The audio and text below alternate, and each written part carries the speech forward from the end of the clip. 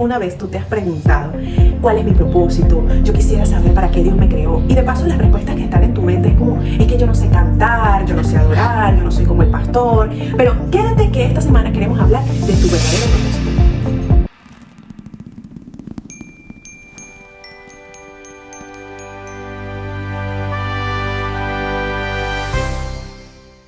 Hola a todos, bienvenidos nuevamente acá al Hilo Rojo. Estamos felices de estar con ustedes. Hoy vamos a hablar acerca de propósito. Y es que cuando pensamos en propósito hay tanto que decir. También que probablemente el propósito, tu propósito, no necesariamente sea 100% contigo, conmigo. O sea, que a lo mejor mi propósito de esta vida no termina ni siquiera en mí. Claro, y ciertamente quienes estamos en Cristo ya sabemos que nuestro propósito va más allá de nosotros mismos, que es algo más loable, que es alcanzar quizás a otras personas con tu servicio, haciendo cosas. Entonces también enmarcamos ese propósito dentro de lo que quizás el mundo establece, que son logros, metas, claro, finanzas, o sea, que sea tangible, que sea visible. Entonces, fruto, tiene que dar fruto. Tiene que dar fruto, claro. La palabra lo dice, o sea, claro, por sus frutos los van a conocer. Entonces claro, nosotros queremos ese fruto visible para que realmente tú digas, pues es que yo estoy haciendo cosas visibles para otros. No, y es importante porque fíjate que Pablo decía, muéstrame su fruto y le mostraré su fe. O sea, tampoco es que no sabe nada. Ahí has dado la clave. Ahí estamos hablando de fe. Una fe sin obras es muerta. Pero nuestro propósito para conocer, o sea, Dios está ahí haciendo su creación. Yo me lo imagino siempre como un niño jugando con plastilina, haciendo cosas ahí. O sea, yo me imagino la emoción de Dios creando al hombre, haciendo los animales. Siempre me hace gracia al imaginarme cuando hizo la jirafa y le estiraba así el cuello, y cuando hizo el elefante y le estiraba la nariz. O sea, para él tuvo que haber sido un deleite hacer la creación. Y está ahora ahí haciendo el hombre.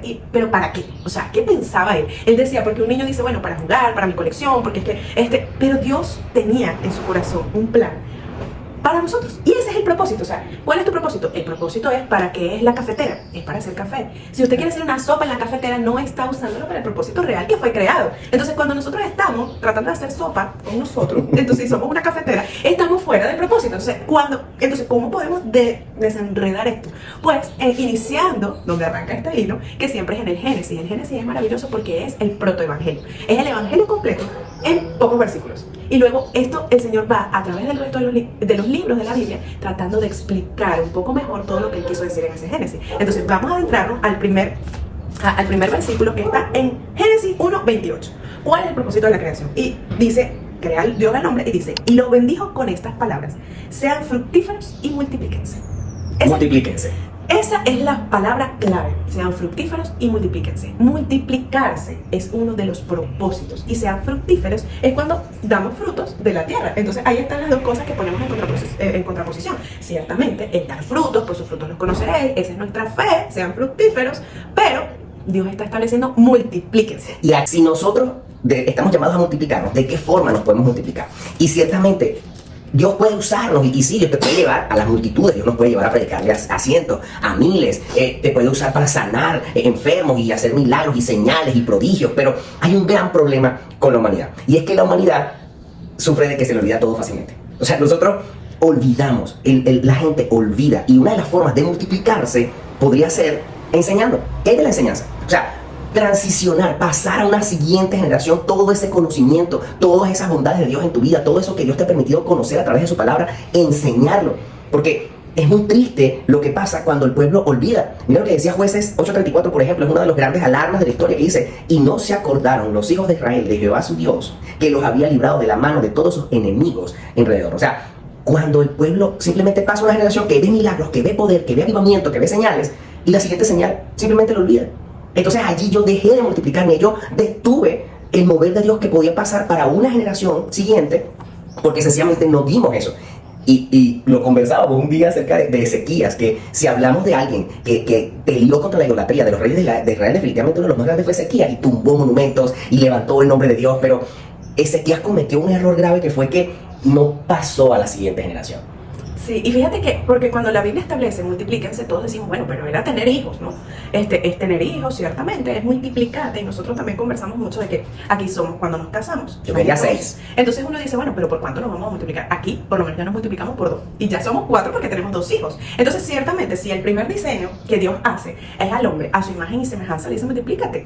Claro, esto era antes de que fuera corrompido, digamos, su diseño. Sin embargo, la orden siempre fue la misma: multiplíquense. Entonces, ¿qué hace con él con un creyente? O sea, un creyente que nace de nuevo. da exactamente la misma instrucción. Multiplícate. Yo no quiero que se multiplique otro que está fuera de mi diseño, pero el que nace de nuevo, el que es sellado, multiplícate. Entonces es esto. Se olvidan las enseñanzas. Entonces, ¿cómo podemos multiplicarnos? El primer paso es tu primer ministerio, tus hijos. Y aquí lo establece ya vamos a revisar si es en Éxodo.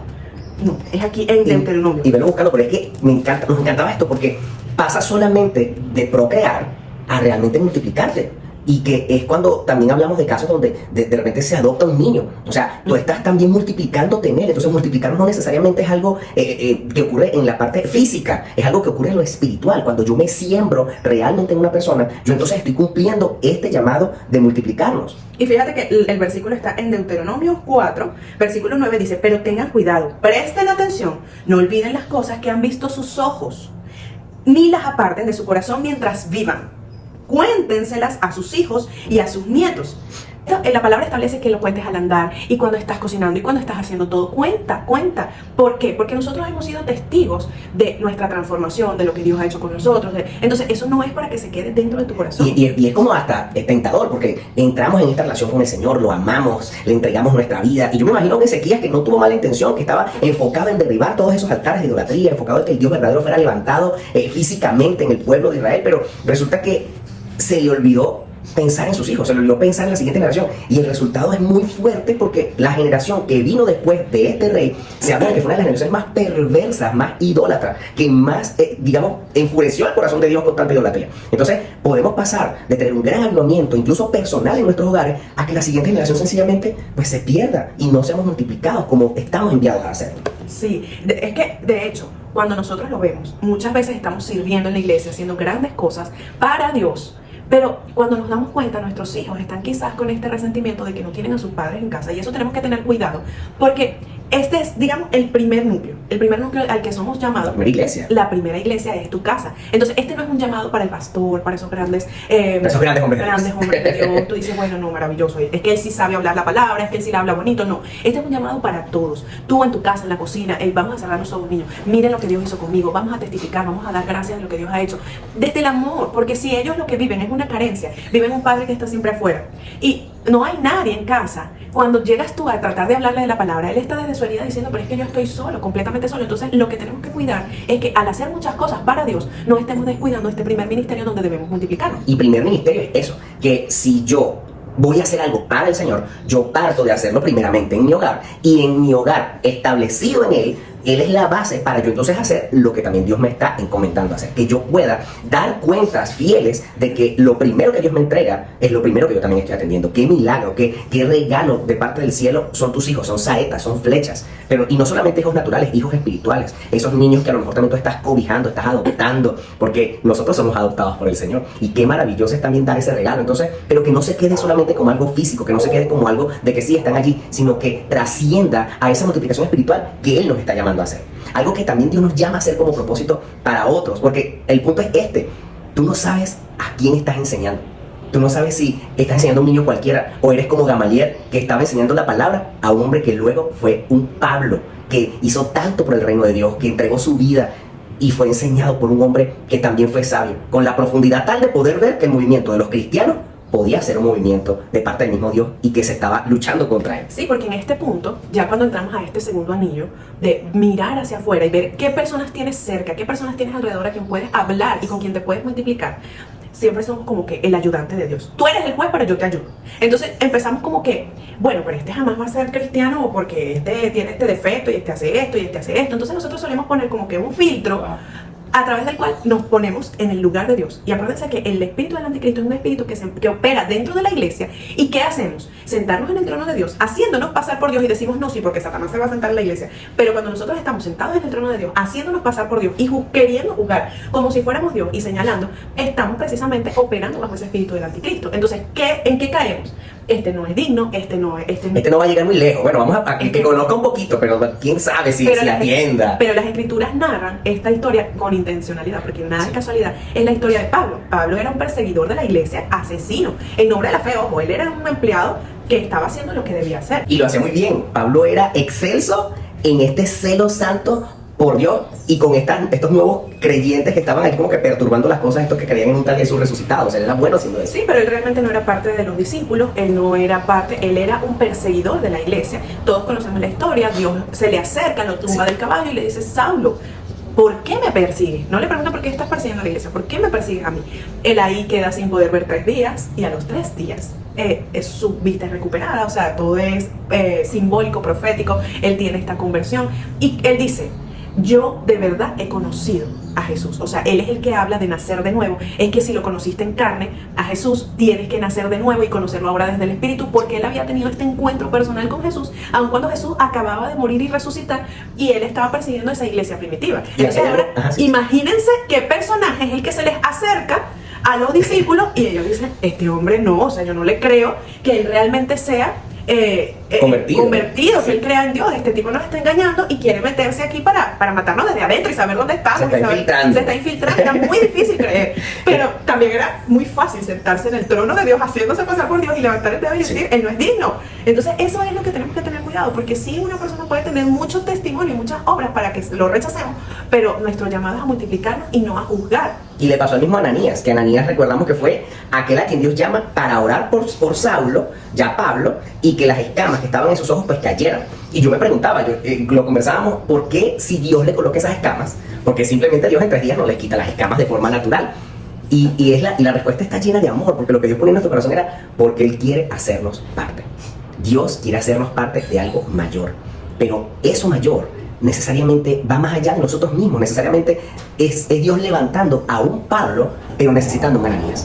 Y que si tú y yo en algún momento de nuestra vida estamos siendo llamados a ser ese Ananías, a lo mejor queremos que Dios nos llame a ser un Pablo, pero ¿qué hay de las personas que Dios quiere usar para levantar a ese Pablo? Entonces te invito a que reflexionemos un poco acerca de quién está a nuestro alrededor que necesita que le caigan las escamas de los ojos. Porque lo maravilloso es que al final, esa obra de valentía es al final lo que termina generando la mayor cantidad de cartas del Nuevo Testamento fueron escritas por este personaje, Pablo, que perseguía a la iglesia, y es lo que hoy nos bendice con el Nuevo Testamento y es la Biblia que hoy tenemos en nuestras manos. Entonces, cuando nosotros nos preguntamos, ¿será que esto es algo que Dios quiere hacer? No dudes en multiplicarte, no dudes en hablar de día, de noche, a tu entrada, a tu salida, a todas las personas que puedas, porque tú no sabes quién es la persona que verdaderamente Dios va a usar, como a un Abraham que le dice, tú serás padre de naciones. Dios le está diciendo, tú vas a ser padre de naciones, pero él era solo y era estéril. Tiene un único hijo y Dios a través de ese único hijo, luego tuvo 2, luego vinieron las 12 tribus y cuando fue a ver, de él salieron muchas generaciones y él fue verdaderamente llamado el padre de la fe. Dios cumplió su palabra. ¿Por qué? Porque él fue obediente y para él fue muy difícil tener ese único hijo. No estamos hablando de un único hijo que fue tenido en una casa de 10 muchachos, o sea, era que él llegó a sus 100 años sin tener hijos y le creyó a Dios y eso le fue contado por justicia. Entonces, cuando nosotros creemos, y a veces puede parecer imposible, puede parecer difícil, pero no sabemos el testimonio de esa persona, cómo puede multiplicarse y transgeneracionar, porque ese es el propósito, sí, es llegar de una generación a otra. Nosotros, incluso revisando esto que investigamos acerca de Pablo, o sea, estamos hablando de directamente 13 cartas o epístolas, o sea, Romanos, Corintios, Gálatas, Efesios, Filipenses, Colosenses, 1 y 2 de Tesalonicenses, cartas personales como la de Tito, Timoteo, Filemón. O sea, estamos hablando de mucho material que hoy día es base, que nos ayuda mucho a comprender el corazón de Dios, a comprender su amor. Y justo lo que comentabas, continuando un poco con esta historia de Pablo, que trataba entonces de avanzar, una vez que se atreve nuestro amigo a orar por él, que se atreve y le llega a Ananías y le dice, bueno, hermano Saulo, vengo aquí a orar por ti. Una vez que se caen esas escamas, él comienza a predicar e intenta acercarse a los discípulos. Pero fíjense lo que pasa acá, que está escrito, dice, cuando llegó a Jerusalén, trataba de juntarse con los discípulos, pero todos le tenían miedo, no creyendo que fuera discípulo. O sea, era literal, le tenían miedo, no se acercaban a él. Y de esta persona es la que también te queremos hablar un poco, que es Bernabé. Porque el versículo 27 dice que entonces Bernabé, tomándole, lo trajo a los apóstoles y les contó cómo Saulo había visto en el camino al Señor, el cual le había hablado, cómo en Damasco había hablado valerosamente en el nombre de Jesús. O sea, y me encanta esto que dice, entonces Bernabé tomándole. O sea, me encanta pensar en esta escena en la que estaba Pablo queriendo acercarse con humildad a los discípulos, queriendo ir con un corazón transformado y ver a hombres que no discernieron, o sea, no pudieron discernir en el espíritu de que ciertamente él venía de parte, él había sido enviado de Jesús, pero un hombre con un corazón lleno de Dios, con un corazón lleno de amor. Fíjense que Bernabé antes se llamaba José, Pero le pusieron este nombre porque le llamaban Bernabé, que significaba hijo de consolación o hijo de aliento. Una persona que da aliento, una persona que si te sientes mal puedes hablar con ella y vas a recuperar el ánimo. Ese es el llamado que Dios nos hace también, a levantar a otros. Entonces tenemos a un Bernabé que animaba y levantaba. Y a lo mejor ese puede ser parte de nuestro llamado, nuestro propósito, levantar a un Pablo al que Dios más adelante va a usar para hacer cosas increíbles para su reino, para hacer cosas que van a tener mucho poder y mucha influencia, y el reino de Dios se va a expandir. Y tú vas a ser parte de eso, y nosotros vamos a ser parte de eso al levantar esos brazos. Es así. Y al final en Apocalipsis se describe como todo ojo, toda lengua le verá. Y en ese momento que estemos delante de Él dice, y a los que has redimido de toda lengua, de toda tribu, de toda nación, el Señor no hace excepción de personas y está contando contigo para que seas un multiplicador de este reino, de su palabra y de su evangelio. Jesús mismo decía, el reino que viene es un reino de reyes y sacerdotes, no es un reino de súbditos, es un reino en el que Él quiere que todos seamos levantados. Jesús despedía a sus discípulos diciéndole, mayores cosas que estas ustedes van a hacer, no se compara la gloria con lo que ustedes mismos van a poder hacer conforme a lo que me dieron a hacer a mí. Cuando se trata de Jesús, cuando se trata de reino, no hay competencia, no hay celos. Cuando se trata de reino solamente hay multiplicación, y que esa multiplicación venga a ti, a tu corazón, comienza en tu casa, comienza en tu primer ministerio, pero que todo lo que hagamos dé gloria al Señor, y que podamos ser esos Gamaliel que enseñan, que podamos ser esos Ananías que sanan, que podamos ser esos Bernabés que levantan, que podamos trascender para que levantemos brazos de otros y veamos cómo el Señor va a hacer su obra en esta tierra. Que Dios te bendiga mucho, que la gracia y el favor de Dios estén sobre ti, y que seas usado con poder, pero que también no olvides trascender y levantar a otros. Que Dios te bendiga mucho. Chao.